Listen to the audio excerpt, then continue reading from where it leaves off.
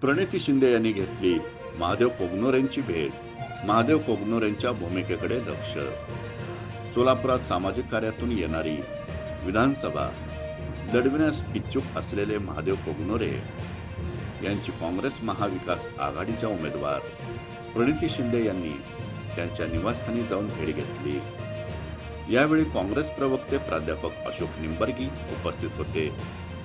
प्रणिती शिंदे यांच्या भेटीने राजकीय वर्तुळात चर्चेला उधाण आले आहे.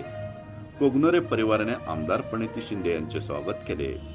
यावेळी महादेव कोगनोरे यांचे समर्थक प्रणितीताईंच्या स्वागताला उपस्थित असल्याचे पाहून त्या सुद्धा अवाक झाल्या. महादेव कोगनोरे हे दरवर्षी 1,00,000 विद्यार्थ्यांना वह्या वाटपाचा कार्यक्रम घेतात.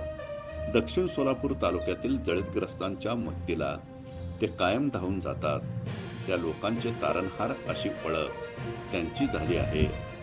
तसेच 5,000 महिलांचा हळदी कुंकवाचा मोठा कार्यक्रम घेतला.